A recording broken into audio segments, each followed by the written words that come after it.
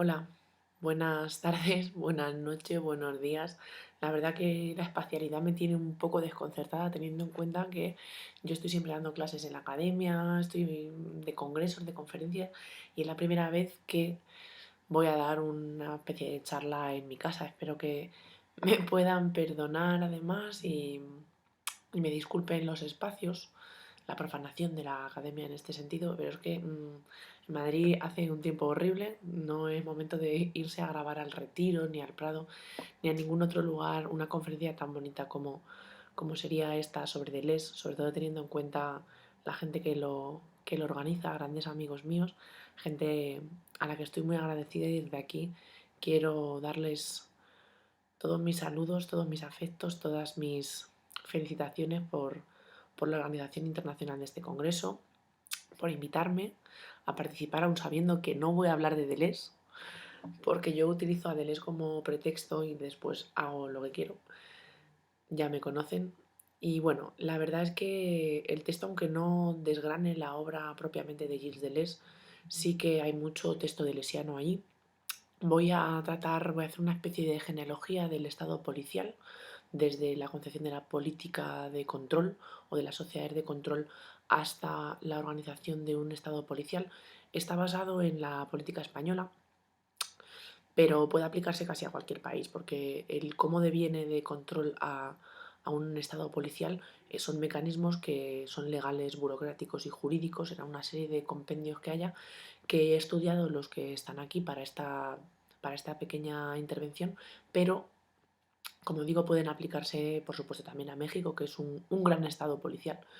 He tomado como referencia y como punto de partida las marchas contra la austeridad que ha habido en España, llamadas las marchas de la dignidad, que acabaron con una cantidad de violencia.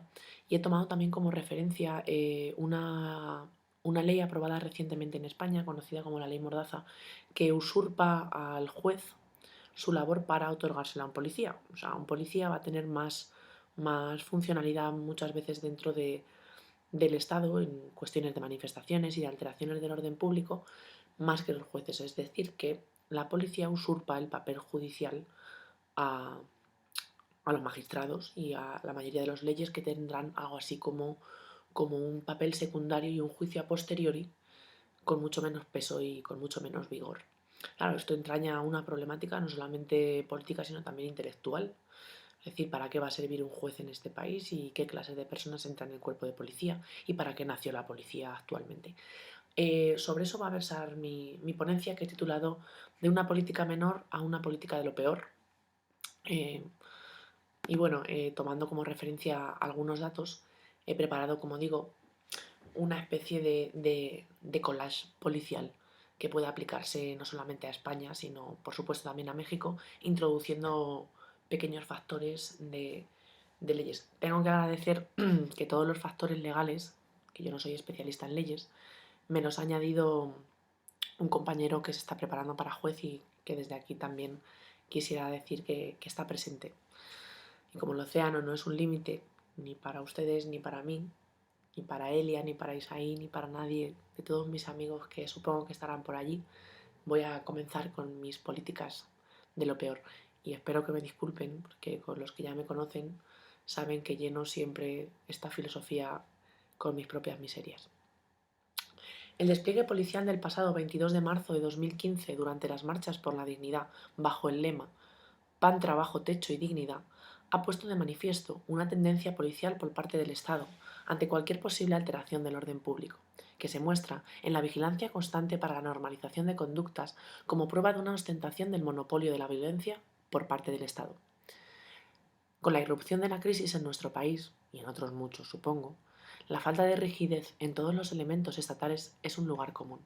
Dicha debilidad se caracteriza por el deterioro gubernamental que se manifiesta en la política de partidos, en la apatía del electorado, en los anacronismos institucionales y en la inutilidad de la sublevación ante situaciones intolerables, desahucios, políticas de austeridad, precarización de los servicios públicos tales como educación y sanidad. De este modo, para romper con la visión de fragilidad, nada conveniente para gobernar, como ya sabía Maquiavelo, El Estado despliega hasta sus últimas consecuencias el monopolio de su poder, desde la disposición espacial de mecanismos disciplinarios de represión y de control. La violencia, como principal catalizador de la moral, será fundamental para definir nuestro Estado como un Estado policial que posee no solo el monopolio de la violencia, sino sobre todo el monopolio de la fuerza. En ese mismo sentido, moralizador y moralizante, se realizaban las torturas y las ejecuciones públicas como elemento de castigo visible de una conducta que había que evitar y, por otro lado, había que no repetir. Si el ejercicio del poder, tal y como señala muchas veces Deleuze y sobre todo Michel Foucault, está ligado a la forma y a la ejecución del derecho positivo, con la Ley de Seguridad Ciudadana, esta nueva ley que ya he anunciado que usurpa estos papeles, los invierte el papel del juez y el papel del policía, se dibujará el silencioso cauce que camina de la propiedad de la violencia legítima por parte del Estado a un desvío de competencias donde la policía usurpa las atribuciones y funciones de un juez.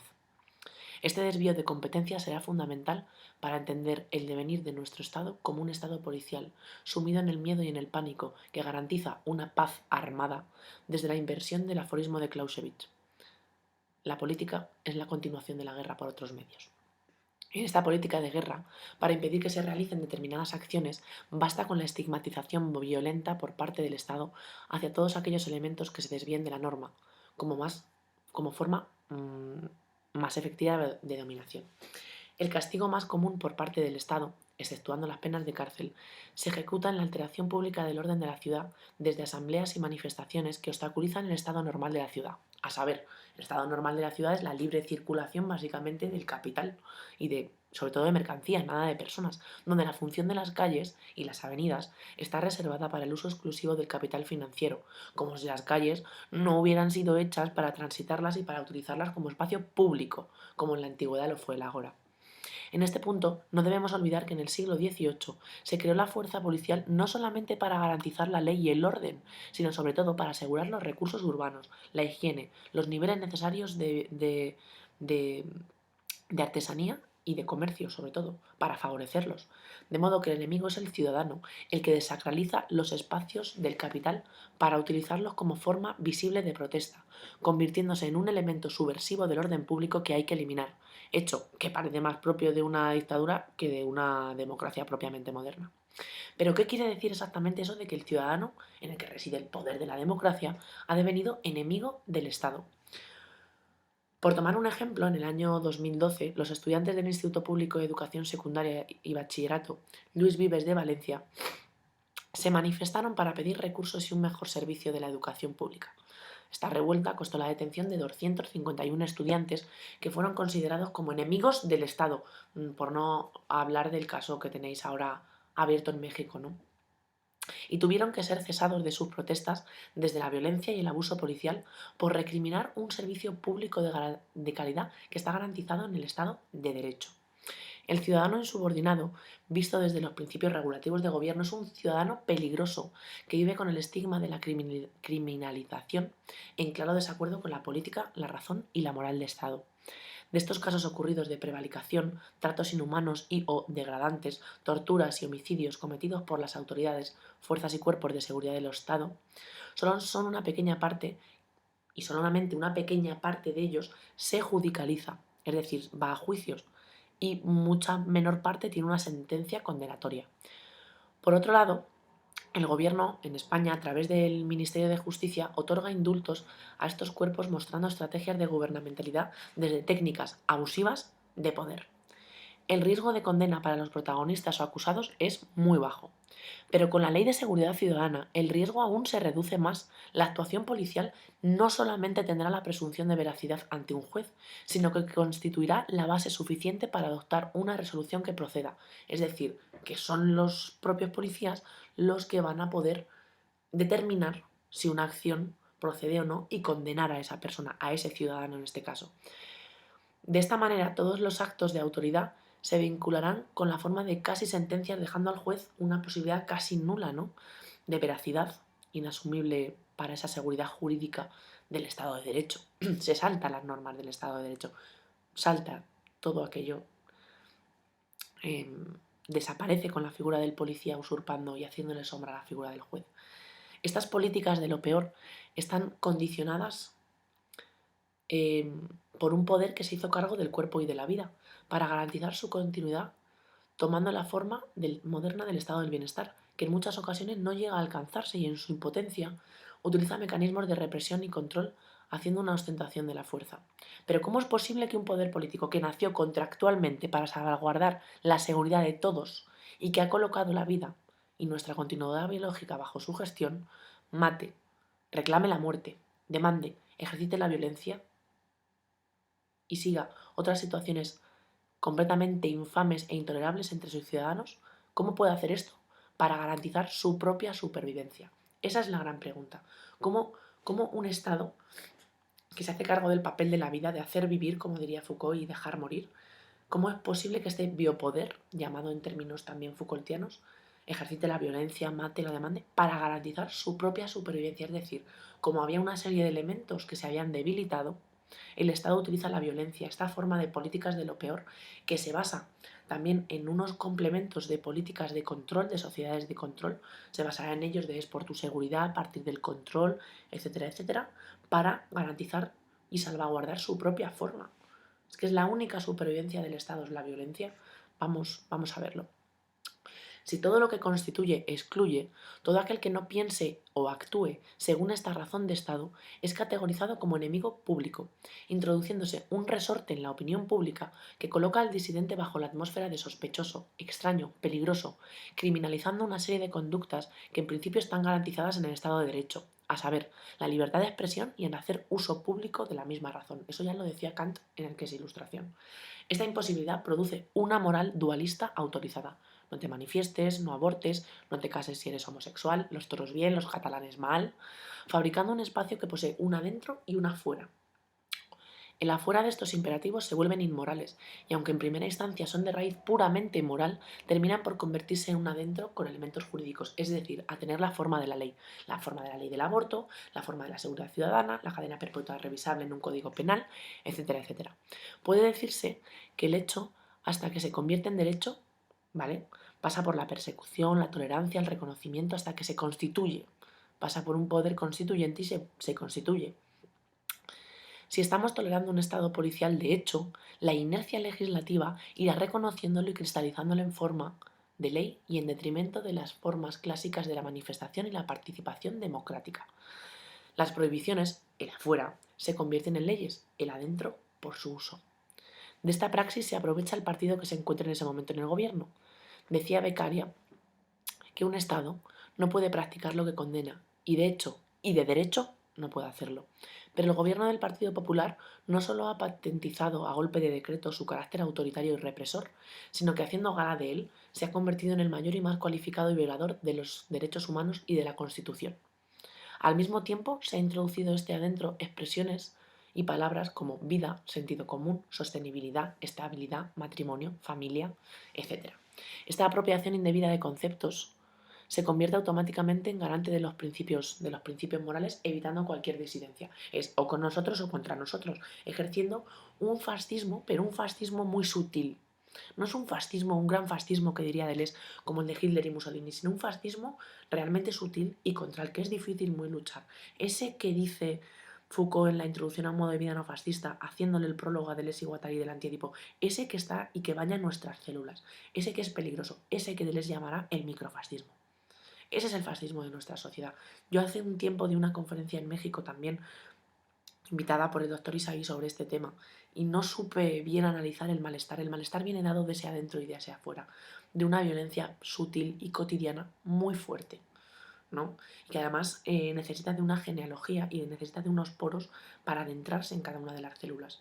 Pero ahora ya conozco cuál es, ya puedo em, localizar la sintomatología del fascismo. Por seguir, podríamos decir, esto puede aplicarse casi a cualquier partido, ¿no? Por otro lado, puedo seguir diciendo que el Partido Popular, que es el partido que gobierna en mi país, siempre ha dado muestras de autoritarismo y nostalgia franquista, convirtiendo al ciudadano en enemigo del Estado. En 2003, bajo la presidencia de José María Aznar, se aprueba la Ley Orgánica del 30 de junio, que toma las medidas para un cumplimiento íntegro de, de las diferencias y del mandato constitucional, con el fin primordial de que el castigo, por un lado, condena ¿vale? Y por otro lado, sirve para la exclusión social, o sea, el problema de poder incorporarse a la sociedad si alguien es eh, acusado de algún delito y va a la cárcel. Por otra parte, por no darles todas al partido que gobierna en la actualidad, sino por darle también al que ha gobernado durante muchos años, que es el Partido Socialista Obrero Español, también ha dado pasos por la senda del autoritarismo, ¿no? De este autoritarismo que condenamos, de este fascismo sutil, como nos demostró con la aprobación de la Ley Corcuera o la Ley de la patada en la puerta. Esta ley permitía a los agentes de autoridad la entrada en registro de los domicilios sin la preceptiva autorización de un juez y con la identificación arbitraria de sospechosos y la posibilidad de detener a personas sin que éstas pudieran valerse de ninguna asistencia legal, de ningún abogado, ¿no? Esa sentencia sigue hasta hoy en día. Actualmente, de manera conjunta, el Partido Popular y el Partido Socialista, que están viendo tambalearse su estabilidad en el poder por el nacimiento de nuevos partidos en España, sobre todo en el sur de Europa, del corte de Syriza, en España es Podemos, Ciudadanos y otra serie de partidos, actualmente han aprobado un pacto antiterrorista con la consiguiente modificación del Código Penal y la introducción vaga y extensiva de la definición de terrorista. O sea, claro, es por tu bien que no vengan los terroristas, que no pase lo del 11S, que no pase lo del 11M como pasó aquí en nuestro país. Nadie quiere que pase, de hecho, pero se aprovechan de estas coyunturas bien pensantes por nuestra seguridad para hacer luego un poder constituido de bastante, de una difusa, por así decirlo, ontología legal, ¿no? Y bueno, la definición de terrorista pasa por protestar ante un desahucio, tuitear, perdón, sobre protestas con altercados o interrumpir celebraciones religiosas, ¿no? Eso dice el texto. La medida se justifica por el riesgo de sufrir atentados yihadistas, etcétera, etcétera, ¿no? Lo que está sucediendo en la actualidad es que nos aprovechamos de una coyuntura internacional para, para hacer de nuestra capa un sayo, ¿no? Nunca mejor dicho. En este mismo sentido, la teoría jurídica española y la ley proporcionan garantías que el legislador no puede obviar, desde una vinculación positiva que va de la administración a la ley y desde una vinculación negativa que va del ciudadano a la ley. Estas dos posturas condensadas en el artículo 9.3 de la Constitución española vienen a decirnos que la administración puede hacer lo que la ley permita. Y atención a esto que es muy importante. Y el ciudadano lo que la ley no le prohíba. O sea, yo, si la ley no me prohíbe hacer determinado tipo de cosas, las puedo seguir haciendo. Si la ley me prohíbe formas de resistencia, habrá que inventar otras. Eso es muy interesante. Estas dos posturas, como digo, antagónicas se pueden ver. Entonces, esta nueva ley que es aprobada, como digo, por las seguridades, por el bienestar de la ciudadanía, donde se suspenden todos estos derechos que nos ha costado tanto tiempo llegar a ellos, aparte de estar denunciada por todos los tribunales habidos y por haber y que violen todos los tratados de concepto de derechos humanos, em, produciendo una situación de desamparo y vulnerabilidad tremenda, ¿no?, al ciudadano, em, tiene su parte positiva. Tiene su parte positiva en el siguiente sentido. Es que habrá que inventar otras formas de resistencia si nos prohíben unas que ya están obsoletas, porque como sabemos, las manifestaciones tampoco consiguen grandes resultados. Vamos a ir por partes. Una cosa entonces es clara, una cosa que además es bastante básica. Siempre que exista una forma de poder, existirá una forma de resistencia. Y allí donde hay poder, siempre hay resistencia. O sea, donde haya unos límites del poder, siempre habrá gente que los delimite, nuevas formas de delimitaciones. De este modo surge una tríada indisoluble de nociones que hay que revisar, a saber, poder, violencia y resistencia. En primer lugar, el poder muy Foucaultianamente puede definirse como una acción sobre acciones que solo es identificado cuando se ejecuta, es decir, en acto, cuando se realiza un desahucio, cuando se reprime una manifestación, cuando se detiene a alguien. En este sentido, gobernar será el resultado de estructurar el campo de acción eventual sobre el campo de las posibilidades que pueden darse en esta sociedad, es decir, sobre lo posible. Asimismo, el poder solo se ejerce sobre sujetos libres y mientras son libres. O sea, ¿por qué se puede ejercer el poder sobre la gente? Porque son libres. Si no, no se ejercería el poder. Con ello entendemos que los sujetos individuales o colectivos tienen ante sí un campo de posibilidad en el cual se pueden dar diversas conductas, diversas reacciones y diversos modos de comportamiento que estarán a la vez y al mismo tiempo dentro y fuera de la ley. Pero hay algo imposible o no pensado, algo que no está calculado desde la razón de Estado y que puede recibir delesianamente para que veáis que el texto es más delesiano de lo que parece el nombre de acontecimiento, donde ninguna de estas acciones está planificada, como sucedió el domingo 15 de mayo de 2011 en España, cuando ninguna autoridad había previsto en qué devendría dicha manifestación. Para controlar estas acciones no planificadas se ejerce la violencia como agente normalizador y normalizante de acontecimientos imprevisibles que se salen del cauce normativo de la razón estatal. Si la ley prohíbe determinadas acciones, el tejido social generará otras diferentes aún no calculadas que resistan a estas formas de poder. Y aquí viene lo guay, lo interesante, el meollo del asunto. Si la protesta ciudadana no sirve como herramienta política de cambio, es decir, si es inútil sublevarse, una ley que la castigue solamente puede ser válida, pero no efectiva. ¿De acuerdo? Puestos a observarla desde el lado positivo, es una ley que castiga conductas obsoletas y por tanto es una ley que nace antigua. Es una ley nueva que ya es vieja, porque está prohibiendo formas de resistencia que si bien son muy válidas, no son eficaces. Una manifestación no para nada en este país. No se consigue nada manifestándose actualmente. O sea, las formas de resistencia luchan con las formas de resistencia, perdón, viejas, luchan contra un poder que es nuevo, que además carece de forma y que además resultan inefectivas. Entonces, esta ley que prohíbe este tipo de manifestaciones, la Ley de Seguridad Ciudadana, en cierta medida nos obliga a los ciudadanos a, a inventar otras formas de poder, a desactivar las conductas obsoletas e inútiles y vuelve urgente e incluso inevitable la creación de nuevas formas efectivas de reivindicación. Por este camino, el tejido social buscará nuevos cauces por donde desbordar los diques del poder. Por tanto, una ley que condene la protesta urbana al lugar donde los no resultados deberían haberla expulsado ya, sin alabar el hecho que supone el recorte de libertades, es un toque de atención para las nuevas formas de protesta y resistencia. Es decir, que el Partido Popular, sin quererlo, nos va a obligar a formar nuevas formas de resistencia. Eso es interesantísimo, porque no tienen ni idea de que esto va a suceder. No tienen ni idea. Ellos creen que prohibiendo estas formas tradicionales de resistencia, la gente no inventará más. Pero nosotros, como hemos leído a Foucault, a Deleuze y a más gente, sabemos que sí. Sin embargo, en su falta de planificación, el Gobierno no ha contado con los efectos a medio plazo de la ley, ya que cualquier potencia reprimida acaba retornando, siguiendo la máxima freudiana de que en el inconsciente, como en la historia, todo lo reprimido retorna.